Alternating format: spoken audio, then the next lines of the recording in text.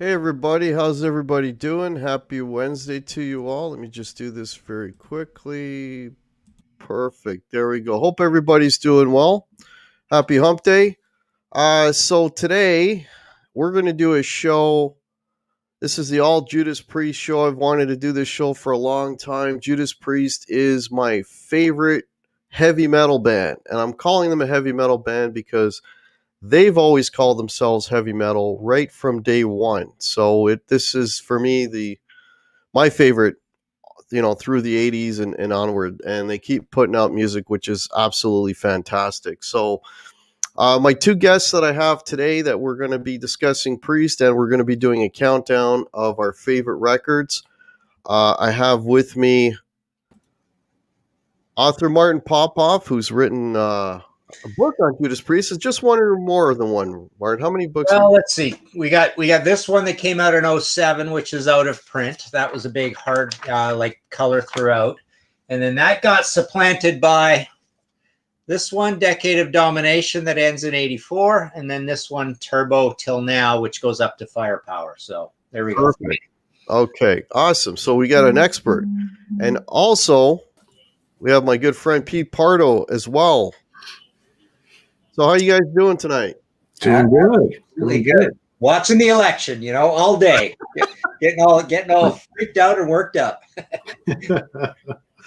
It's like I was saying to you guys off air. Somebody commented on the show that thank God we're gonna hear something different than the election for the day. So I'm glad to entertain you.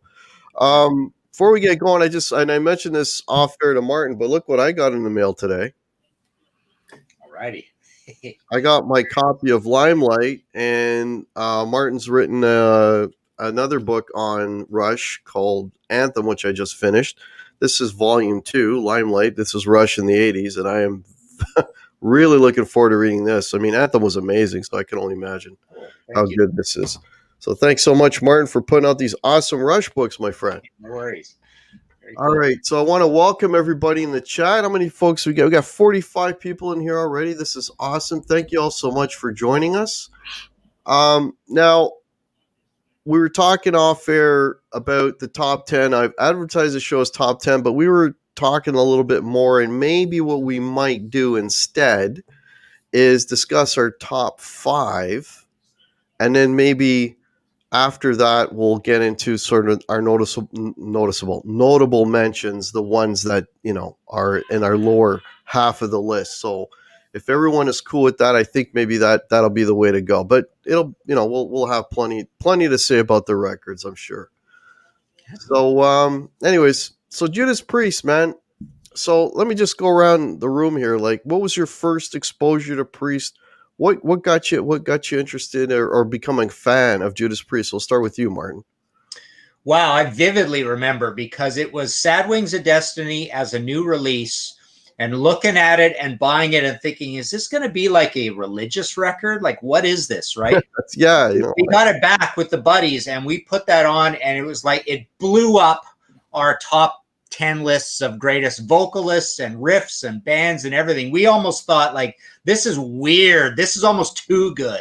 It literally was, and I still believe to this day, it was the first massive improvement in heavy metal since 1970 when it was invented. Like we just listened to that and went, this is strange. We've never heard of these guys. This thing is like way better than every band that we know, like way more professional. Just everything about it was, it seemed like a super, super experienced band, yet it was a baby band we'd never heard of. Yeah.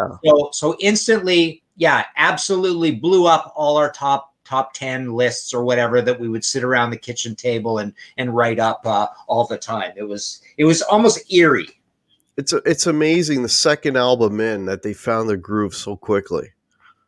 That's incredible. Like the development between rock and roll and that is just insane. Yeah, and I'd never heard rock and roll, and I remember I went and bought rock and roll using the old, mail systems where you see it on a little listing somewhere in a magazine, and you order it from the UK or whatever, and that showed up, and it was like, wow, So this, and then after that, we knew about Sin After Sin when it came out. But yeah, 1976, just seeing this album and going, looks heavy, might be religious. Let's buy it. Let's take a runner on this and check it out. And it was Oh yeah, you can't go wrong with that record. That's great. That's a great record. All right, Pete, yourself? It was British Steel for me, actually. So I remember seeing, going in the record shops and here in the Hudson Valley, New York, and going through the stacks, and all of a sudden I see this, this hand with the razor blade, and I'm like, what the hell is that? That looks pretty heavy. And at the time, 1980, I was already into, obviously Kiss a bunch of years before. I was just heavily getting into Sabbath probably a year prior, Zeppelin, Rainbow, and this was kind of like the next band to discover. And I remember listening to British Steel and thinking, holy crap, this is pretty heavy. It's kind of catchy and whatnot.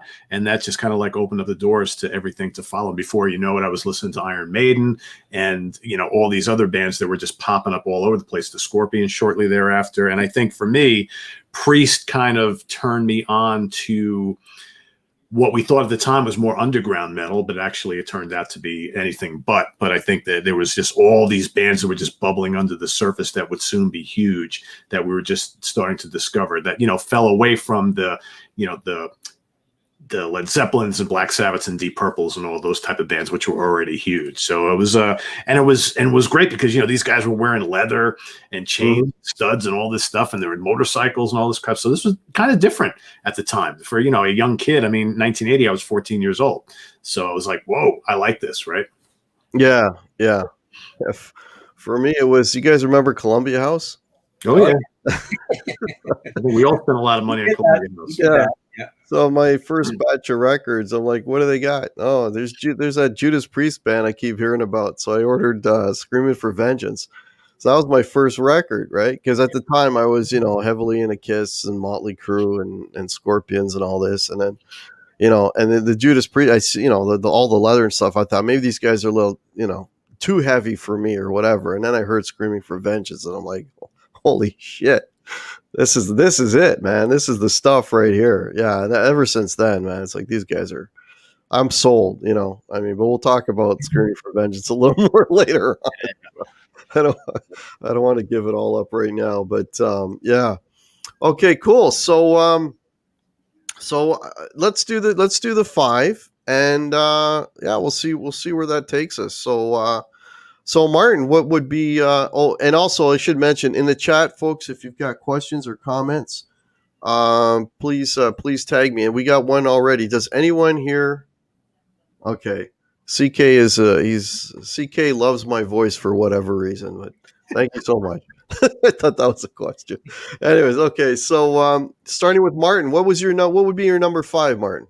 My number 5, I went with British Steel. I remember when that came out at the time, we were actually fairly ticked off at Priest because it was like their Kiss album. That's kind of the way I consider British Steel. It was very simple. I remember an advanced single, Living After Midnight was an advanced single from it.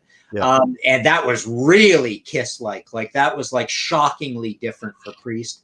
But kind of liked it. It had a heavy verse, but a very poppy chorus.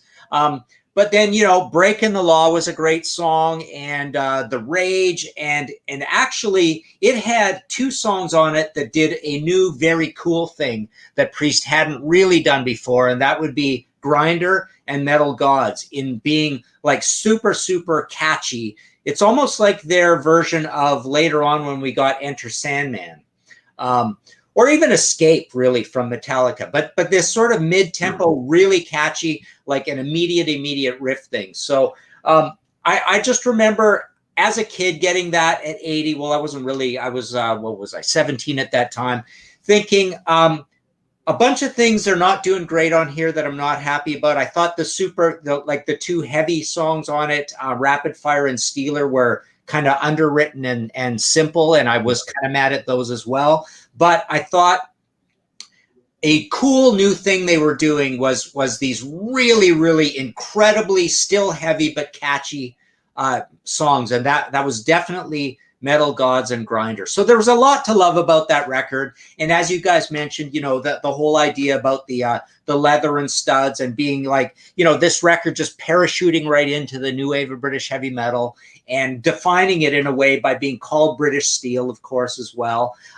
So it just was and it was exciting to see Priest actually make it and make some money and make some waves. It's like, hey, here's this band we've been following for years, and they're finally getting famous. And that was exciting. We did not say, oh, that's our band. We don't want that to happen.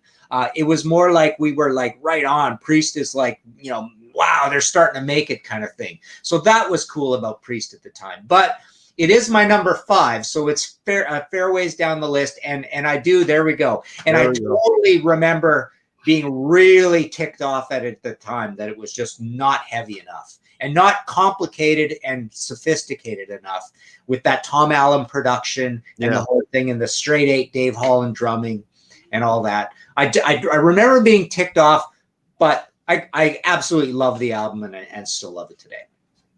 Yeah. I'll chime in on a few of those points in a second. But Pete, what was your number 5? So my number 5, and I want to just kind of echo something that Martin was just talking about. So, I said before that British Steel was the first album that I'd ever gotten from Priest. And at the time, I was completely happy with it, right? The second album I got from them was the Unleashed in the East live album. And already I was kind of seeing, whoa, wait a second. That's really heavy. That's really epic. And this is kind of like, a lot of sing-along choruses and all that kind of stuff. I still liked it. And the next album I got was Point of Entry. And I was like, I like it, but this is still not like that. And then my number 5 pick for today is going to be this behemoth. When this came out, all of my, expectations of what I wanted Judas Priest to sound like, just kind of, this is what I wanted to hear. And I remember, do you guys remember the first time you heard the Hellion Electric Eye? Yeah. That's is that one of the best album openers of all time? And I always count it as one song, right? Yeah. But, Bloodstone, and the title track is just absolutely killer. And at the time, I was really into You Got Another Thing Coming. It's one of those Priest songs that I probably never need to hear again at this point, but it's catchy and all that kind of stuff. But I love the production on this album, and this just to me was Priest coming back screaming with a vengeance after 2, lighter, more commercial albums, both really good albums, obviously. But this is really what I wanted to hear. And again, this is 2 years later. At this point, I'm totally in on Maiden and all these other bands, and I just want the heavier the better right at the time. So, and that it's once I got this, then I started going back and buying Sad Wings of Destiny and Sin After Sin and all the earlier albums. So, that's my number 5. And actually, for those folks who are watching, who follow me on my channel, I did a Priest ranking the albums show back, earlier this year.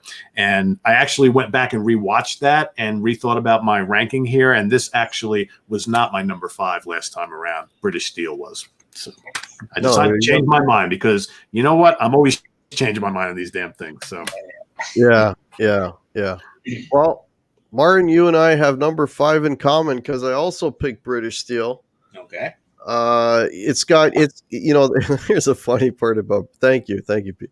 Here's a funny part about British Steel. So, Rapid Fire is an amazing song. It's got probably one of my favorite Priest songs, if not my all-time favorite Priest song, which is Metal Gods. That's just Priest and encapsulated in that one song.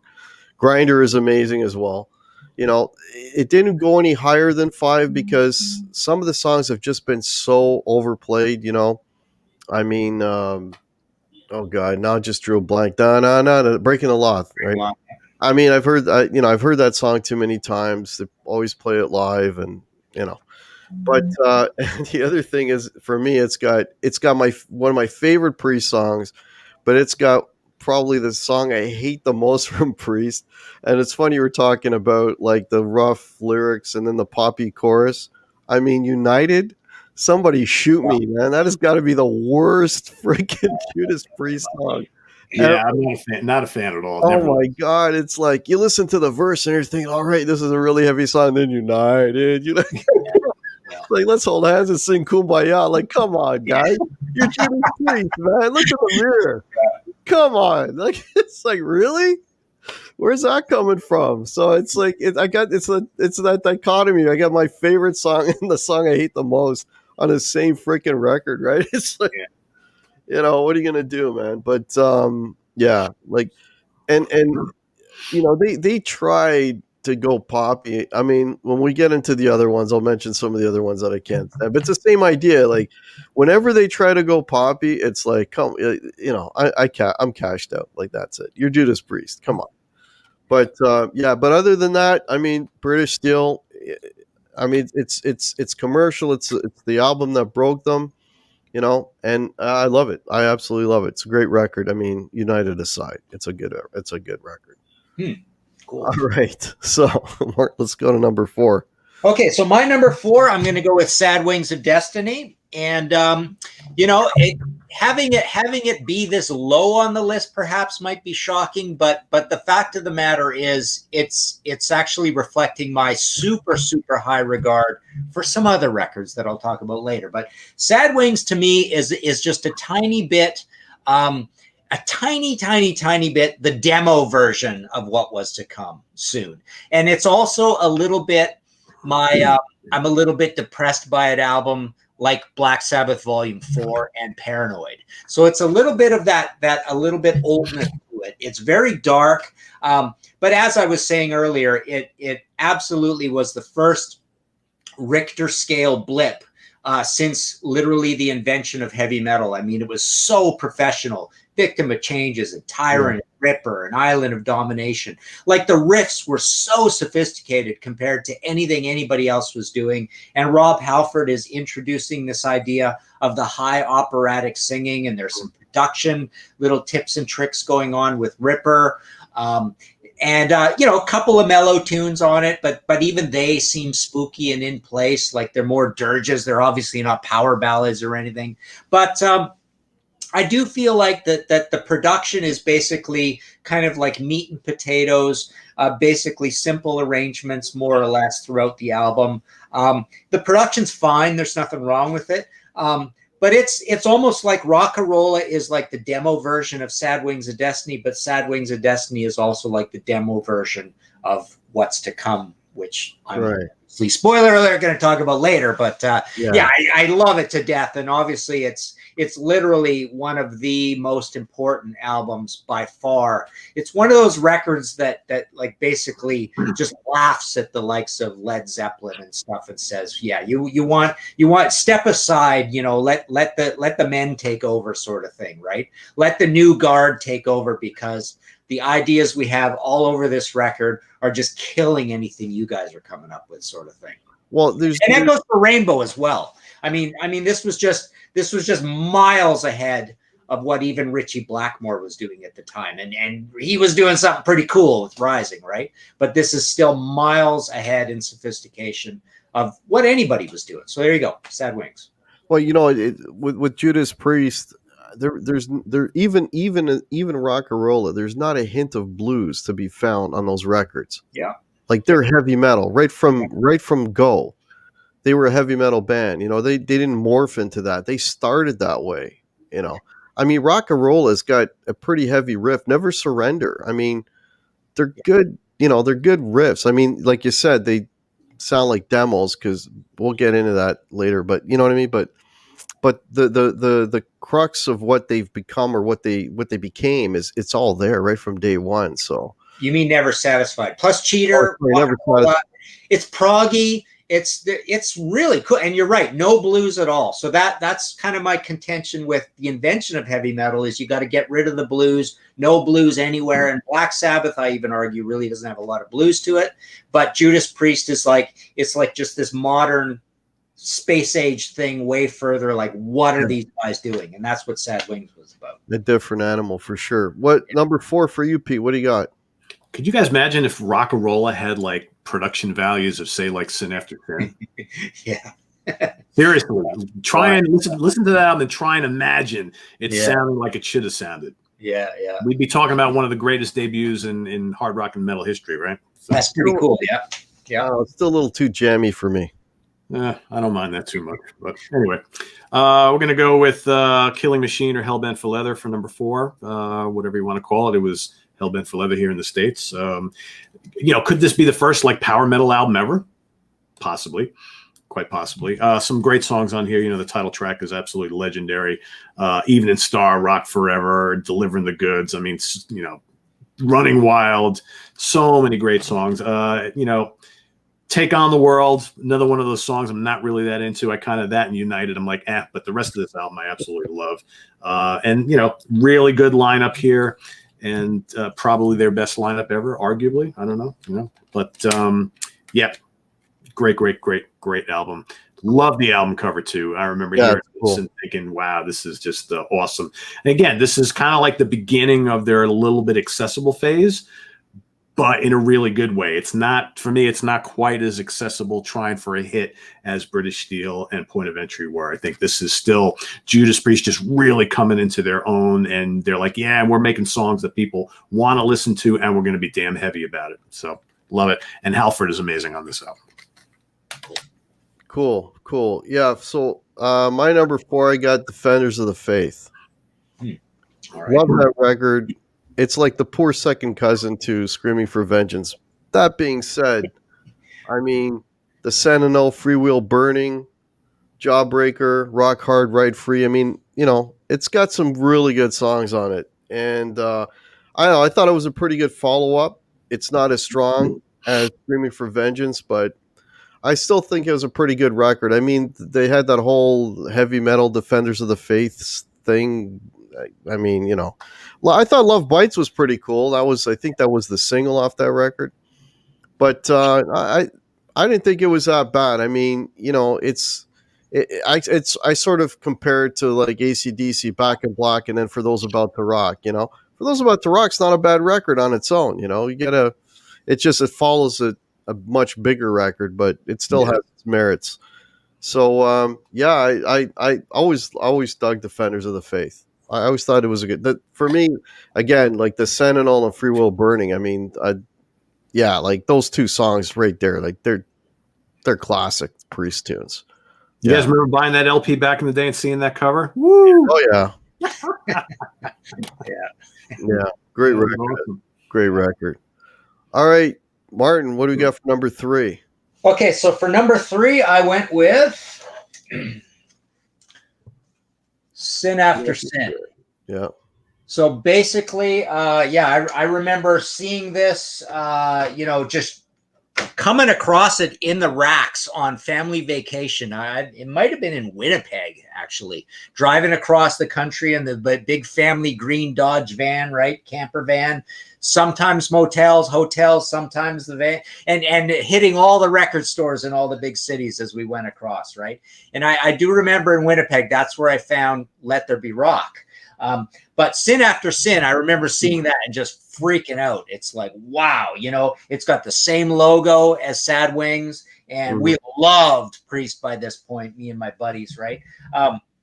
But essentially, this record I thought was that kind of like sophisticated Menza metal improvement on Sad Wings. It's got Simon Phillips on drums. I think he's like 18 years old. He's being a jazz fusion-y drummer on this really complicated heavy metal, fast stuff like Call for the Priest, Let Us Pray. Long story, complicated about how the track listings are screwed up and no one knows what to call those songs. But Sinner, Dissonant Aggressor, which was later covered by Slayer, like one of the heaviest songs of all time, just really sophisticated. And I just basically feel it ushers in this period where I've always said this, and I said this in the intro to these books and stuff as well, that I love Priest so much, no matter what they do later that might let me down, but I love them so much. It's almost like the way I talk about it is like, once you're the president of the United States, you're always called president. And once you're a Super Bowl winner, you're always a Super Bowl winner. Priest, basically it's Priest and Queen who have the greatest run of like sheer genius of all time across all rock and roll. And one of them happens to be a heavy metal band, which is just sheer coincidence or sheer cool, but literally I believe that across all rock and roll, what happened with Priest starting with Sad Wings and moving forward is like just brilliance, like you can't believe. And And yeah, the production on it is sophisticated, but it's thin. It's Roger Glover producing, which is really weird because he doesn't sound like that when he produces Nazareth, particularly.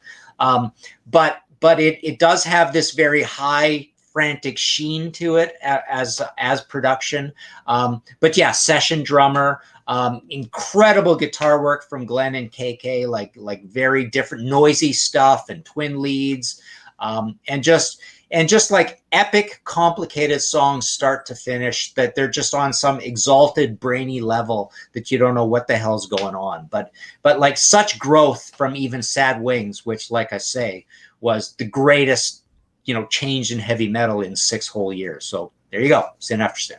Yeah, you bring a point I want to get back to, which is the KK Downing, Glenn Tipton, and now Richie Faulkner. So I want to talk a little bit about what you guys think of those 3 guys, but we'll save that for a little bit later. What do you got for number 3? Well, I'm going to go with Martin here. Sin After Sin. All right. Love this album. Love the album cover. I mean, it's got some like drop dead classics for me. I can hear the beer. I'm going to be right back. You got it. Any album that's got, Starbreaker on it. Yeah. I just love that song. Is that like one of the most underrated Priest classics from the 70s? There's a few, yeah. Oh, man, Raw Deal, Dissident Aggressor. I mean, just Sinner. You got the kind of really different Last Rose of Summer. You got Diamonds and Rust, obviously. Just a killer album. I dig the production on this album. This album is heavy. It's dark. It's danky. It's just, love it. And, got to give credit. Simon Phillips is an amazing drummer. Like, that guy can play anything. And he was just practically a kid here, and he fit right in. He fit right in with Michael Schenker. He's played with everybody.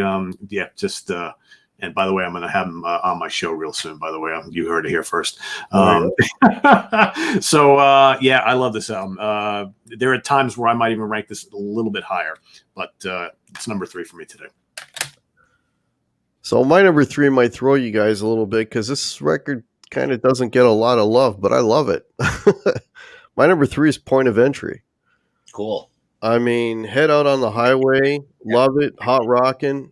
And you were talking about Hidden Treasures, or for me, Solar Angels, man, that's a fantastic song. I love that song. On the Run, Desert Plain. I mean, there's so many good songs on this record. I think it's one of their underrated records for whatever reason. I don't know. British Steel gets all the love. Point of Entry gets kind of forgotten in the shuffle, but if you look at it song for song, it's got a lot of really, really good tunes. Okay, so let's ignore Troubleshooter? Forget that one. But everything else on there, I think, is a really, really good. Like Head Out on the Highway. I mean, that's one of my all-time favorite Priest songs. It's a great riff. It played every concert. I mean, there's a lot of really good material on that album, and the production, I think it sounds good. It sounds good for its time. Just top to bottom, I think that's a really good record, and unfortunately, I don't think it gets the love it deserves. But that's my number 3, Point of Entry. It's a really melodic album. I think they went for a little less metallic crunch on that album and a little more song based. Good songs though. I agree. Oh yeah. Yeah. I play that record from any record past the 70s. I play that record more often than any of them. I really love it. I mean, I literally almost felt like putting it higher than British Steel because my heart tells me Point of Entry, but I thought I'd get too much revolt if I. It's great. I love it. I love that melodic sense to it. Now. Yeah. It's great. It's great. All right. What do we got for number 2, Martin? Okay, so my number 2, I am going with, I think I got a copy of it here somewhere. I'm going to go with Stained Class. Their 1978 album. So Simon Phillips is gone. Les Binks comes in. He's an unknown. He comes in. He kills it on this record. Basically, it's them being a little bit more straightforward. There's 9 songs on it. versus the likes of Sin After Sin, which is still a little more proggy. But this is so heavy for 1978. You've got Savage, Saints in Hell, Exciter, that proto, the song always talked about as the proto thrash song of all time, with that double bass, that signature double bass, leading on from the likes of Fireball, Deep Purple, right? But White Heat, Red Hot, Better by You, Better Than Me, which was a cover. Stained Class is like a gallop. So that's a power metal song, right? Heroes End with that weird inverted riff to it. Beyond the Realms of Death, super dark, notorious song. Invader, like, it's just top to bottom, awesome, technical, complicated, sophisticated metal with a disco album cover, right? And I remember seeing this for the first time in the store, and again, it surprised me just flipping through the records. And my eyes had to focus on that new logo and go, what the heck does that say? That says Judas Priest. This just blew my mind seeing this as a new release, because it just hit me. It basically there's our red signatures down the bottom. All the guys signed it in red on this one, but it just this reminds me a little bit of seeing. Pete, you and I think talked about this, seeing Savatage Power of the Night with the new logo in the record racks and being blown away by the new modern logo. This was like the early version of that. Seeing this in the racks was like seeing Power of the Night, in terms of like the light bulb going off or the TNT going off in my head, right? And going, wow, okay, so I guess there's a new Priest album. I got to buy this sucker right now. So this was so cool. And again, to reiterate, I just think they were on a level equal to Queen, and no one else has ever touched that level of sophistication, modernness, Mensa mad, high IQ rock and roll, and it just happened to be a heavy metal band, which suits me perfectly fine. Yeah, they had a great run there for a while. Yeah, for sure. Okay, Pete, what do we got for number 2? All right, let's go all the way back to 1976 for Little Sad Wings of Destiny. I mean, this is really where it all started, right? I mean, rock and roll is cool, but this is, like Martin said, this is proggy. It's heavy. There was really nothing else going on like this. They took like that kind of dark and heaviness from Sabbath. They sped it up a little bit. You got the dueling twin guitars. You got Halford's just like astronomical voice, which really just knocks the shit out of you on this album, right?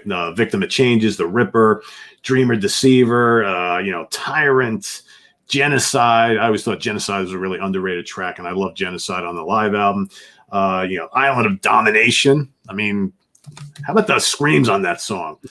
So freaking heavy. And again, album is a little bit betrayed by a not fantastic production, but I think the songs just absolutely destroy on here. And it's like, almost like it doesn't even matter. It's like one of those albums where, the production could have been better, kind of like Sabbath's Born Again, right? It's like, yeah, but the songs still rule, and that's all that matters. And it's still heavy as hell. So that's my number 2. There have been times in my life where this was my number 1, but my number 1's kind of been my number 1 for a while now. And that nothing's stopping that. So, but yeah, I love this album. Love the album cover. I even went out and bought a shirt, so it's like, had to do it. Have to proudly wear my Sad Wings of Destiny, right? Right on. Well, my number 2, Sad Wings of Destiny. So there you go. So everything you just said, so many classics, Victims of Changes, Ripper, Dreamer Deceiver, Tyrant. The recording doesn't do justice to the songs. Again, the amazing thing, I mentioned this earlier, is how that being their second record, like how much they went from rock and roll, and they just hit their groove. They found their groove. They tailored their sound, and that really, think about it, that was their sound going forward, right? It's amazing they developed that quickly in just 2 records. Those records, and I don't know, you're a Kiss fan too, Pete. I think you might agree with this. Like, they all sounded better on Unleashed from the East, right? It's like the first 3 Kiss records, Alive, made those songs, were the better versions. I'd say the same thing with some of these tunes, like, They just sounded better on Unleashed from the East. But but again, that was a characteristic of 70s live albums, though. I mean, look at almost every single one of them. Yeah. They just they didn't. I don't know. Aerosmith. Yes, correct. Correct. Well, yeah, they I don't know. It's like they didn't know how to record heavy metal guitars at that point, or something. I don't know. They didn't get it together until later 70s or early 80s. I mean, I don't know. Maybe the limited technology at that point. I don't know what the reason, but yeah, those that whole record has got so many classics on it. It's almost like it's like their version of like the first Kiss record or something, or Hotter Than Hell. But yeah, but like again, because there's so many good songs on that, you can't deny it. I'm not sure if everybody can see it, but I want to give some props to KK's Panama hat wearing days. Oh, yeah, Can't really see it here. I'm reading Halford's autobiography right now, and he tells a funny little story about KK's hat and how they all hated it and he loved it, and they plotted to do away with it. So it's a pretty funny story, actually. Wow. Well, and if you see any old footage of them playing like these songs and the way they're dressed, it's crazy, right? There's an old video that I came across on YouTube, and it's Priest playing in Japan, and it was in the 70s, and I don't remember what year it was, but Glenn was looking okay, and KK was looking all day okay, but what Rob Halford was wearing, like this sash thing. That was his female friends. I just read about it in Halford's book. Yeah, he actually borrowed that from a girl that he was hanging out with at the time. Oh, is that right? Yeah. I'm like, it just doesn't. The two worlds just don't come together. I don't know. Yeah, there's some interesting pictures of him where he's kind of got this kind of like full black outfit, looks like a little bit of a one-piece suit or something, where he looks a lot like Ian Curtis from Joy Division. A little bit, right? It's kind of interesting. And then remember at one time he had a prop where he had a machine gun and he's running around with a machine gun on stage.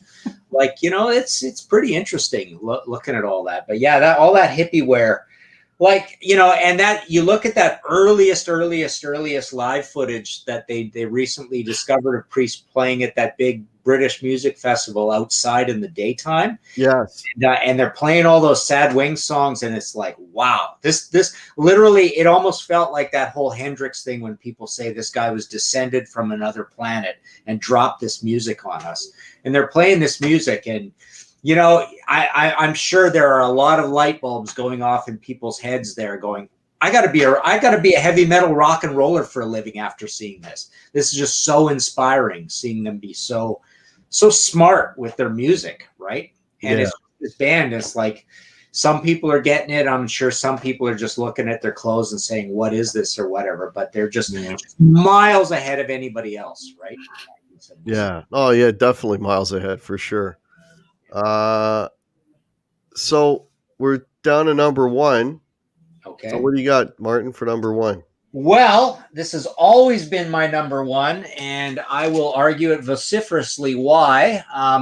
So this is go this way. There we go. There you go. So, Hellbent for Leather, Killing Machine. I remember when this came out, and the first version, a buddy of mine who was my partner in crime, who bought all these records, he had the Killing Machine version where that said Killing Machine, and it was in red, and here it is in orange, right? And this came out way later.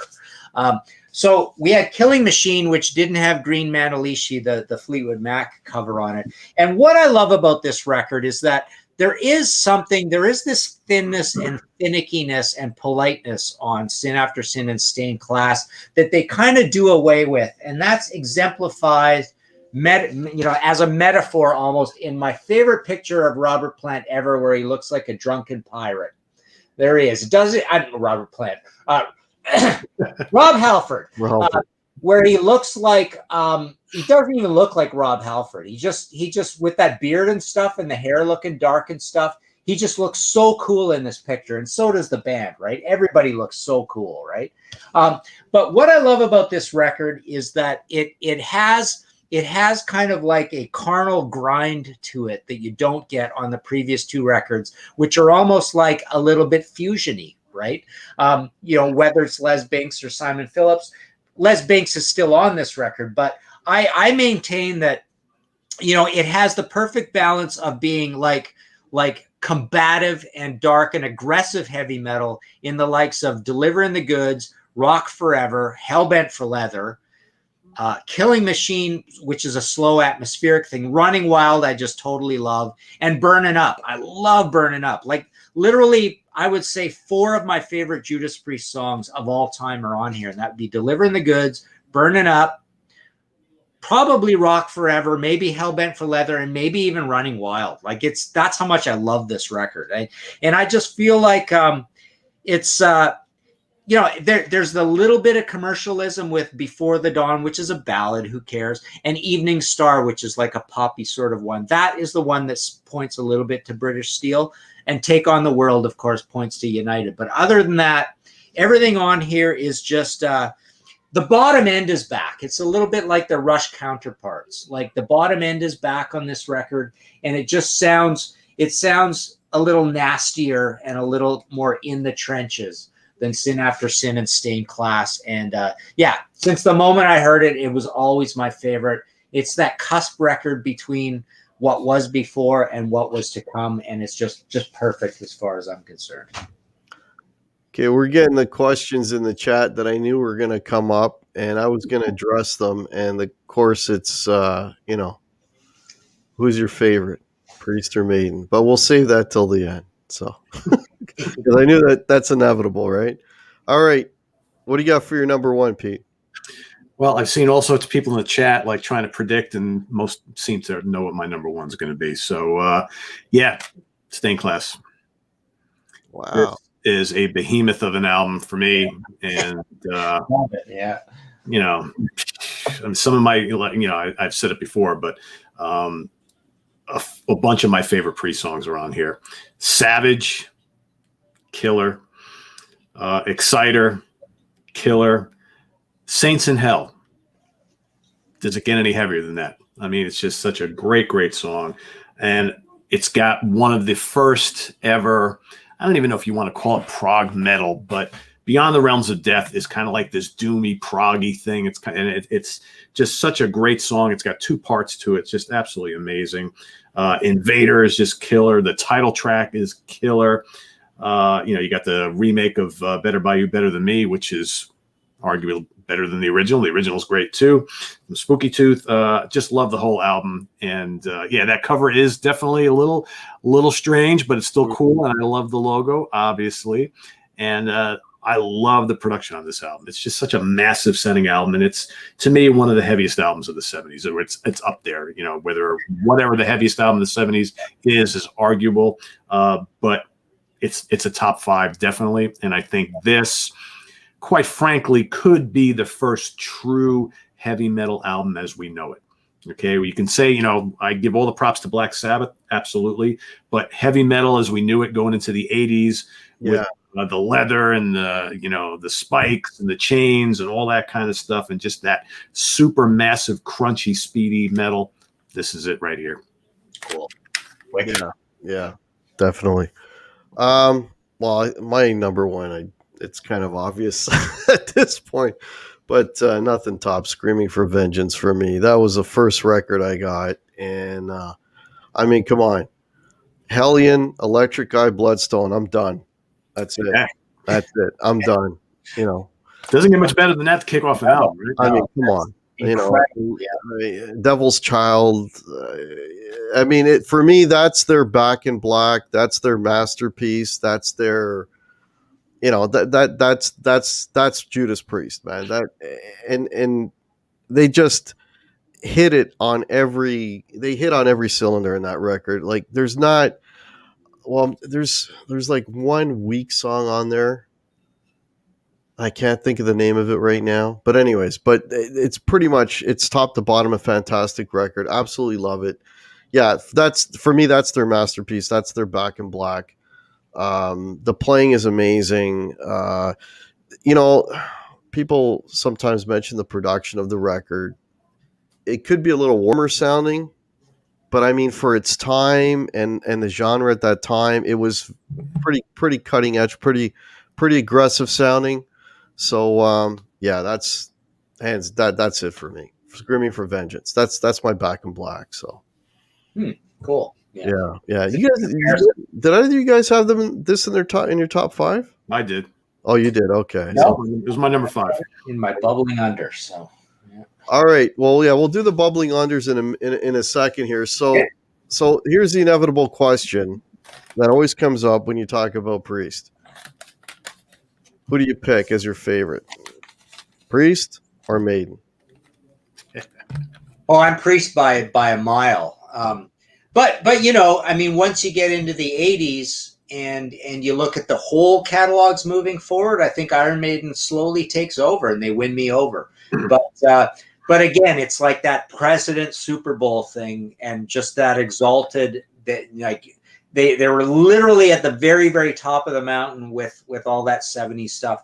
And Iron Maiden, they didn't really invent a new kind of music, or they were they were essentially a fast, loose bolted, punky version of Priest. Great records, all those early records, but like I say, I would say Iron Maiden. If I had to have a whole catalog and I could only deal with that whole catalog for the rest of my life, and I had to throw the other one out, I'd probably go with Maiden. But no, I mean, just because of the magic of '70s Priest for me, it's just that obliterates even talking about it. Yeah, and Priest had that run, right? Like starting from Stained Glass up until Defenders of the Faith. That's their run, because I mean Turbo. I don't know how you guys feel about Turbo, but it's unlistenable for me. Right. Actually, Ram It Down is barely listenable. Painkiller were back in business, but you know what I mean. So they had, but as far as that run, like that's a pretty good run of records if you look at it from Stained Glass right up and then they came back and they put out some great stuff. I mean, Painkiller is great. I can't handle the records without Halford, but when he came back, Angel of Retribution is good. The new stuff. You know what I mean? So I don't know. I like Priest more because I find there's a lot more of a variety. You know what I mean? Like I'm tired of the Gallop. Like I can handle the Gallop for one or two songs, but it's too much galloping. Come on, guys. Let's. But Priest for me, they got a little more variety in their heavy metal. Compared to Maiden. Not to say, I mean, Maiden, like Peace of Mind is. And they had a good run there too, right? Number of the Beast, Peace of Mind, and they had a pretty good run there too. But I think in terms of just variety and I don't know, I'm a Priest guy over Maiden. Love Maiden too, but I like Priest more. What about you, Pete? What do you think? Yeah, I mean, this question always comes up, and I kind of hate it, but I will say I probably listen to Priest more. But to both of your points, I think Priest's run in the '70s and the very early '80s is hard to beat. It really is. However, Maiden's '80s albums are terrific, and I quite frankly like all their more recent albums. And I think both Maiden and Priest have been putting out really good albums, and over the Nostradamus notwithstanding, I think Forgot that. Someone had to go there, right? Put that with Turbo. I'd rather listen to Turbo, to be honest with you. I got this whole conversation on Facebook today with someone who declares Nostradamus is the greatest thing they ever did and one of the greatest musical achievements of all time. And I'm like, I mean, it's great you think that. I quite frankly haven't met too many people in this world who think that. But it's, I love Priest. I've tried to like that album. It's just a bore to me. But anyway, but I think, both bands have done really good things in recent years. They're still playing and making great music. Yeah. But if I had to pick two, I mean, I got to go with Priest. All right. Okay. You know what? If I'm going to take 5 albums to a desert island to my grave, and I can only pick from those 2 bands, I'm going to take 5 Priest albums. There you go. So we're all 3 of us. We're all in the Priest camp. So here's the next dilemma. Richie Faulkner, Glenn Tipton, or KK Downing? Yeah. Now, I don't know. I mean, I just find KK and Glenn together as just this great team who do different things, and we talk about Eddie Van Halen and tapping. Priest did a lot of tapping as well, and they also just were perfect foils to each other. And Richie's amazing as well, but just the magic for us being old curmudgeons is not going to be there with a new guy coming in or whatever. So yeah, I mean. I think those two guys were total pioneers. Yeah. See, for me, Richie's a hell of a player, though. I was just gonna, yeah, he is a hell of a player. I mean, you can't beat the original duo there. You just can't. Yeah. Like there's when bands lose members, sometimes it's enough for you to sort of pull back from the band. But for me, Priest. The guitar playing the leads, it's always been about, Glenn Tipton for me. KK Downing he's fine, but Glenn Tipton was the guitar star for me. And so when Priest lost KK and then I saw Richie coming, I'm like, well, this isn't bad. This is actually okay. I'm good with that. That being said, the last Priest show I saw was when Glenn had I bought the ticket fully expecting to see Glenn and Richie, and that's when Glenn announced that he wasn't going to be able to tour, and they had that Andrew Sneap, the guy who's produced their last. I know he did Firepower. I'm not sure if he did Redeemer of Souls, but having him in Glenn's place, like that's it. Now I'm out. Like I'll never go see Priest again because I gotta have Glenn Tipton in that band. He was playing some of the Glenn stuff, but he wasn't playing it like Glenn. So that's for me sort of like the Glenn for me. That's the tipping point for Priest in terms of replacement players. He's so integral to the sound of that band, and he makes that band.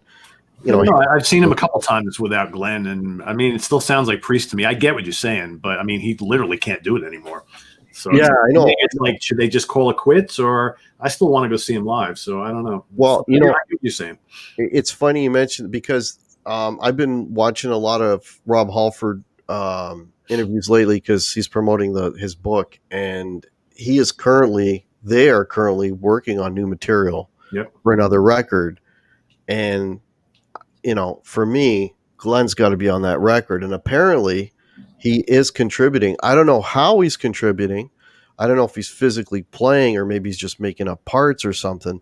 But there has to be a little bit of a Glenn ingredient in that record. I think his issue is that he's just not physically capable to go and play night after night after night for a full 2 hours. But being able to contribute some solos or riffs in the studio apparently is okay because that's not, hours at a time. And you're just talking about little parts here and there. So I think he'll be able to do it. So I'm pretty sure you're going to see Glenn on much of the new album. Whether Andy sticks around or not, I don't know. I mean, he's so busy as a producer. I mean, he's basically just, obviously a paycheck, but he's kind of doing this as a favor to the guys. And he's even stated in the media that he doesn't plan on doing this with them forever. So you have to wonder if if the world ever, this coronavirus ever stops and we can see tours again and Judas Priest goes on another tour, will it be with Andy Sneap or will they have to find another replacement for KK? Another permanent, yeah. So there's a question been asked a couple of times what we think about Firepower. So let's talk about our Bubbling Under records. Let's just go around. So what were some of the records, Martin, that were close but didn't quite crack your top 5? Okay, so my number 6 was Screaming for Vengeance. I love the first side, but I really do feel like the second side lets the side down. Like we had a band, we did play You've Got Another Thing Coming live, but not crazy about that or Fever or Devil's Child or Take These Chains. To me, this is a little bit of when I start complaining about Number of the Beast, which I find there's a few songs I don't like. So to me, there's a couple of slightly patchy things in this. I love that it was heavier than Point of Entry. Rock-a-Rolla was my number 7. I love the mystique and the coolness and it being 1974 and being such a cool album for 1974. Point of Entry, like I say, I could have included higher. That was my number 8. I play that record still regularly, and I just love the songwriting on that. Defenders of the Faith was my number 9. And I really think that the songs are so cool and heavy, and it's actually heavier than Screaming for Vengeance. But I played it in the car a little while ago, and it was unlistenable for the production, for the Tom Allen production and the electronic drums and all that. Is like, I can't even listen to this. So that really bothered me about Defenders. And I did put Firepower as my number 10 because I think it's just, good, solid album all the way through, back to kind of like no nonsense. I mean, I liked when they were being a little more creative, like on Angel of Retribution. Redeemer's a little weird, like the production's a little strange. It's got like a Nostradamus production on it. But I thought Firepower was really cool, really catchy. So yeah, I thought I'd stick the Last Priest album in there for number 10. And yeah, missing on my list is really bizarre, but I did these big polls for these top 500 or top 250 books or whatever that I did in the past, and people love Painkiller a lot, and the younger generation really loves Painkiller, but I just found that the lyrics so juvenile and stupidly heavy metal that it's for the same reason I've like fallen off Slayer recently. Like, I just can't take Slayer seriously anymore. So I can't take Painkiller seriously. I'm just not a Painkiller fan. And yet, literally, the last time I took this poll of the top 500 heavy metal albums of all time, Painkiller won the poll as the greatest Priest album of all time. I'm blown away. It's a little bit like Heaven and Hell winning the Sabbath thing. But yeah, Painkiller is not on my list at all of the top 10. Wow. That's cool. Oh wow! What do you got? Pete? All right, so my number 6 was British Steel.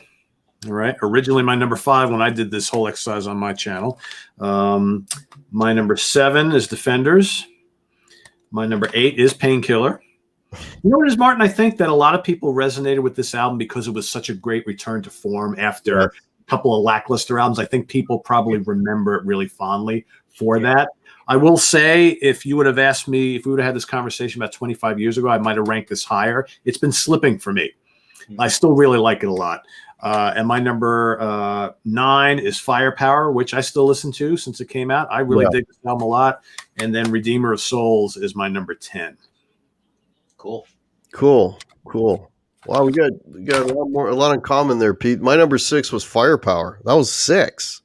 Wow. I mean, I love Richie on this record. I mean, and the songs are great. It's for me, it was like a return to classic Priest, and the songs on there. I mean, I wrote down Firepower, Spectre, Never the Heroes, Traitor's Gate. There's a lot of really good songs on that record, and that was of the recent records that's definitely my favorite anyways of theirs. And that when I heard that, I'm like, holy shit, Priest is back. Again, that's sort of the Painkiller thing, which is my number 7. I love Painkiller. What I like about Painkiller is they just sound like they're really pissed off. It's like such an aggressive record. It's, you could tell they really wanted it bad, And Scott makes that album. I mean, that's that's the drummer they always needed, right? Yeah, the drumming is amazing. I mean, the title cut Painkiller, I think, is one of their greatest tunes. I don't know how Halford to this day can still sing that freaking song. He's coughing up a lung trying to hit those notes, but shit, man. The guy, he's literally like on all fours lying down on the stage screaming Painkiller. It's like, holy shit. Hell Patrol, All Guns Blazing, great songs. Yeah, I just wrote like they were pissed off, and that was definitely a return back to form. Number 8 for me was Hellbent for Leather / Killing Machine. Great songs on there, Delivering the Goods, Hellbent for Leather, Green Manalishi. Again, the songs I think probably translated better live. Okay, you guys were going on about Evening Star. Remember I said I hated the poppy stuff? That's another United for me. It's like you get these tough verses and then Evening Star. Like, that's true, yeah. Come on. Let's all hold hands. Come on. I don't know. It doesn't do it for. I hate when they get poppy. It's just me. But I had Stained Glass for number 9. Stained Glass, Exciter, Better by You, Better Than Me, Saints in Hell, Beyond the Realms of Death, great. Suffers from weak production. I didn't think the production was all that great. And I mentioned that they probably didn't know how to record heavy guitars back there. And my number 10 is Redeemer of Souls. Metalizer, Hell and Back, Beginning of the End.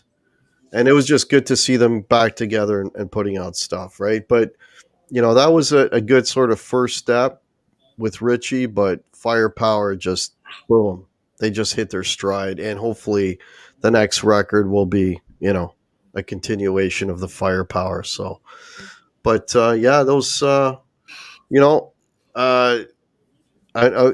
in preparing for the show, I went back and I listened to all their stuff. And did you guys any love for the non-Halford songs or non-Halford version? No, I just found it too overly trying hard to be super heavy and not very melodic. Zero melody, man. Yeah. Zero. Really, really forced. It's like, let's just try and be really brutal because that's what most metal bands are doing here in the mid-late 90s. And it just didn't sound like Priest to me. It wasn't catchy at all. The riffs were just not catchy. And it shows you how much Halford brings to the band. I mean, he's always got always strong melodies in what he sings, which, and that's probably why I like Priest and I say they're my favorite heavy metal band because they're very accessible. I mean, even if you don't really like the genre, you can always hear a nice melody in what he's singing, or the riffs themselves are just great. And then you got that nice vocal on top. It's the one thing I was going to mention too, like in the earlier records where Halford tries to croon. I mean, you're not Frank Sinatra, man. Like,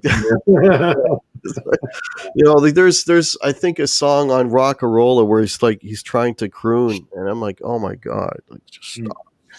But when he's singing regular voice and high, he sounds good. He always sounds a little bit better in his higher registers. I will say that. When he goes low, he's kind of a little shaky ground, but higher registers, man, he absolutely nails it. And nobody can scream like Halford. Nobody can scream like Rob Halford. So, I have a ton of respect for Tim Ripper Owens, but I don't know. I just don't think the material's there. No, two albums. He got a raw deal when you think. Absolutely not his fault at all. Right, right. Because I tell you talk about nobody can scream like Halford. Ripper can scream with the best of them. But again, you got to have the right material to do that in, and I don't think any of those two albums are have the right material to showcase his talents. And quite frankly, no disrespect to Ripper, but he doesn't spend enough time with any band since then to really make a name for himself again. I mean, it's like every time you turn around, Tim's playing with a different band, got a different project, guesting on this album. It's like I can't keep track of him anymore. Great talent, the guy's got a great voice, but. Yeah. Well, you got to think about it too. Like, did he have any input? Not very much. No, that's and because Halford, he I mean, in interviews I've watched with him recently, he says it. It's like they come up with the riffs. I write the lyrics when I come up with the melodies. Yeah, and that's what was missing from those songs. There was zero melodies. So that kind of shows you what Rob's contribution really is to the band, and makes those songs memorable, right? Otherwise they just sit flat. So, but okay, so we're at the hour, so let's just go around. So any last comments or anything you want to let the folks know about before you answer that, Martin? Folks, I have the link to Martin's webpage below. Martin has, well, I'll let him. Hang on a sec. Thank you. It's my coffee delivery. Tim Hortons. Martin has authored many books, and he has them on his webpage, and they are below. And also, I have a link to Pete's channel, Sea of Tranquility, below as well. And Pete's got a ton of content, so I'll hand it over to you. You're over here. Martin, anything you wanted to mention in closing? Well, How about Turbo? I mean, I've never talked about Turbo, and literally, I do have a soft spot for that record. I actually do like quite a few songs on Turbo, and I play it a lot. I love Turbo Lover and Locked In, and what the heck is the other one called? There's a few really cool tunes on there. There's a few disasters on it as well, but no, I mean, no, I don't have much to add. Ram It Down. We got that one sitting here in the window here.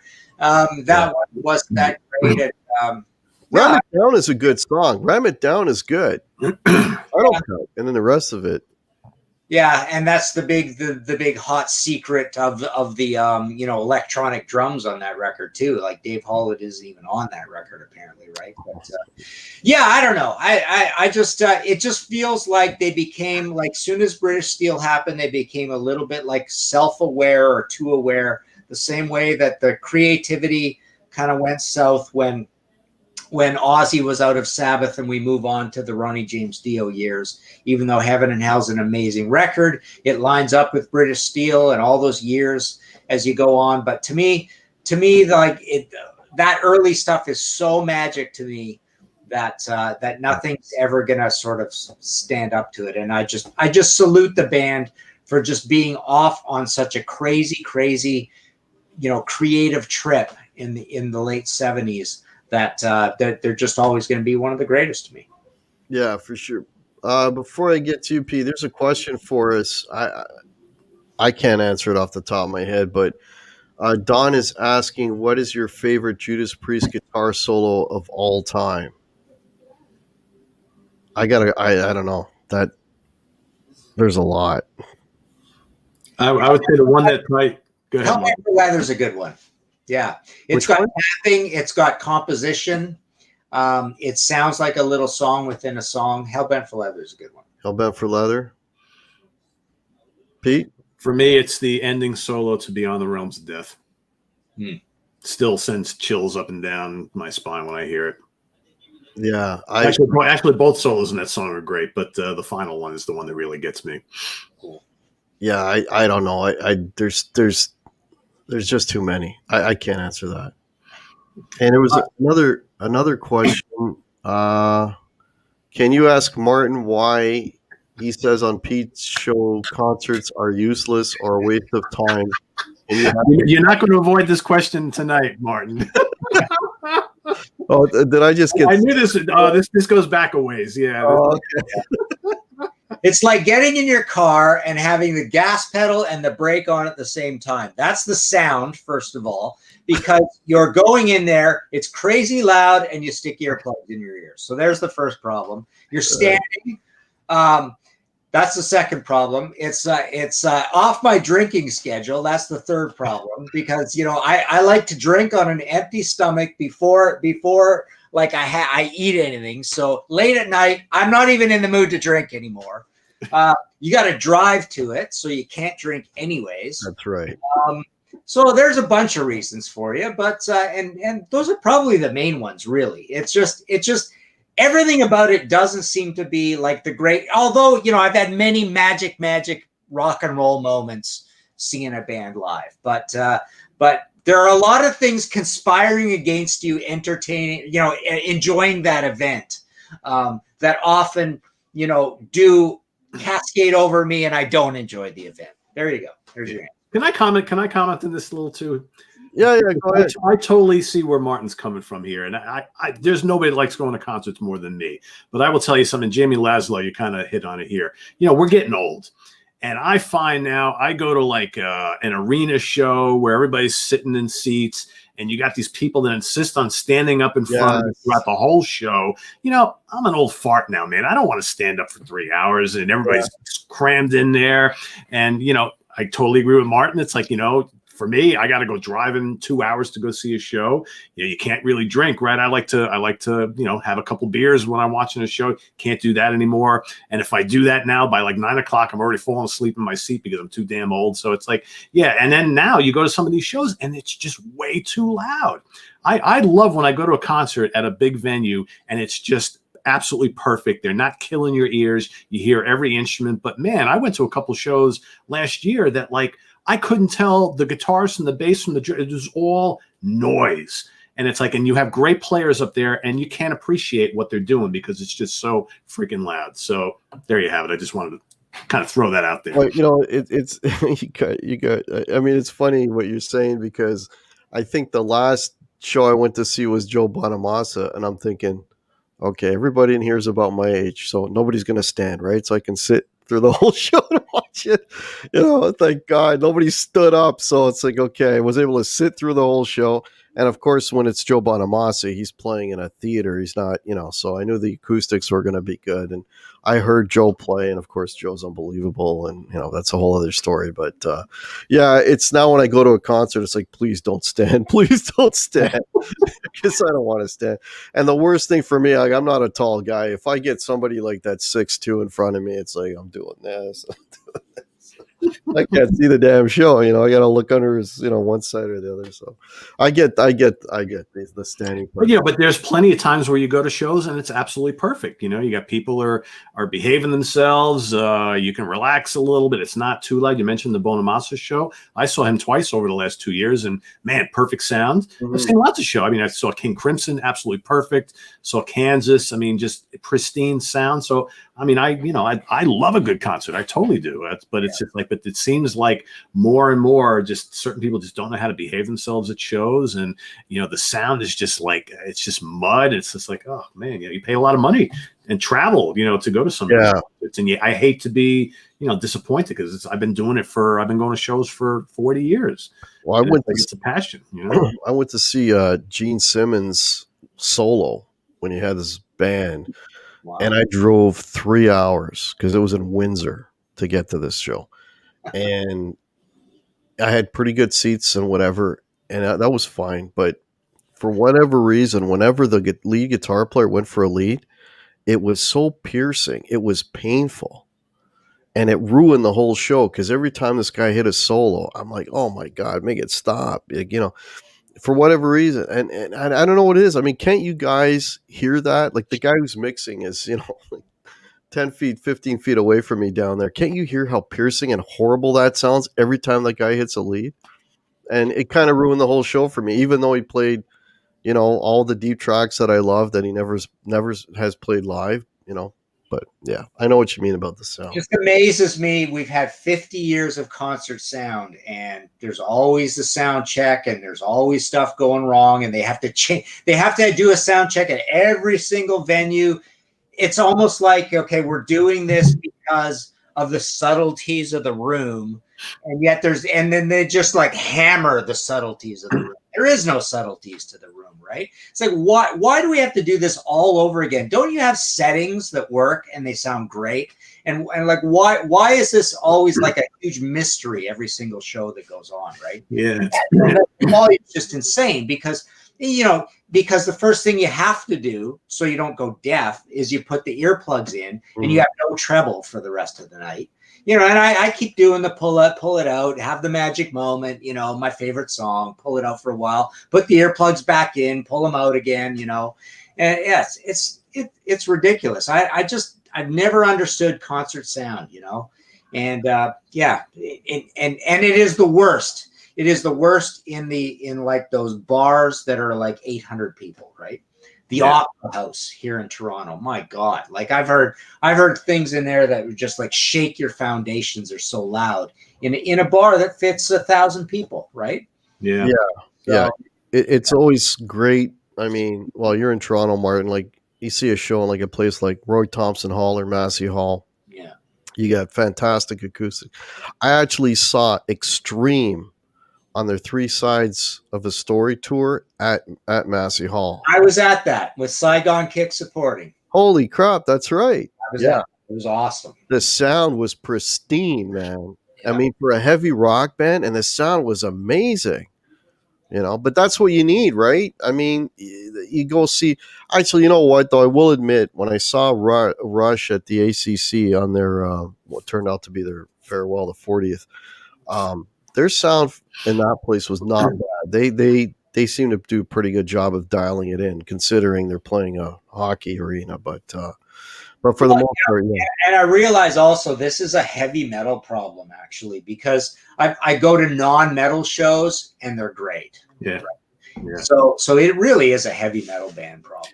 The last show I saw before coronavirus was in February. It was in New Jersey. It had probably like a 2,000 seat old, auditorium type of thing. Really, really, or theater, I should say. Really nice place. And I saw Sons of Apollo there. And I've seen numerous shows at this place. And I've seen some pretty hard rock and heavy bands there. But man, it was absolutely excruciating to the point that you could almost feel the sound like hitting your body and hitting your clothes. And I had earplugs in and it was still so loud. I mean, Billy Sheehan's bass was like off the charts, just like nothing I've ever heard before. And you couldn't tell the difference between a Derek Sherinian keyboard solo and a Bumblefoot guitar solo. And poor Jeff Scott Soto was just kind of lost in this mix of just noise. I mean, I'm sitting there, I went with my buddy Chris Caffrey from Sabotage and Trans-Siberian Orchestra, and he's sitting like the next row over, and we're texting each other the whole show. It's like, can you decipher any of this? And they're up there, the band is killing it. I mean, you could just tell, and it's just like, I wish I could hear them the way they wanted to really be heard. Did it need to be that excruciatingly loud? It's like, I mean, I want to go see the band again in a better atmosphere where I can actually hear what they're playing, because this was like just completely unnecessary. Yeah. Literally, like I say, I mean, when you put those earplugs in, it reminds me of sitting in your car and you've got your foot just slammed down on the gas and slam down on the brake at the same time, because that's exactly what you're asked to do when it comes to the sound. Yeah, and like I play guitar in bands and that, and I have tinnitus. I've had it for years, and the first thing they said was use these earplugs. They lasted about 30 seconds in my ears because I'm not hearing what I'm doing. It's like everything's all muffled. It does, you got it to enjoy the music. You got to have the earplugs out, So bring the volume down so people can hear it and appreciate it, and like the way it's supposed to be. Got another question here. Ask Martin or Pete, when can we expect to see bands on tour again?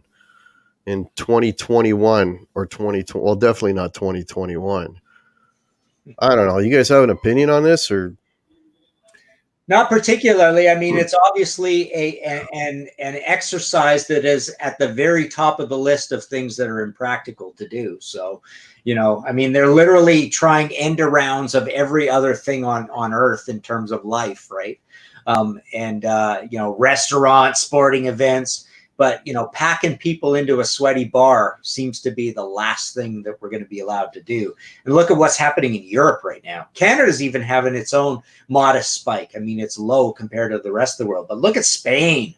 Spain today, man. Spain and France and the UK, 500 deaths in the UK, right? Yeah, UK is going crazy. Yeah. So, yeah, it just seems like a nuts thing to do, and this whole thing, like you talked about, Walter, with the plexiglass and the distancing and all that.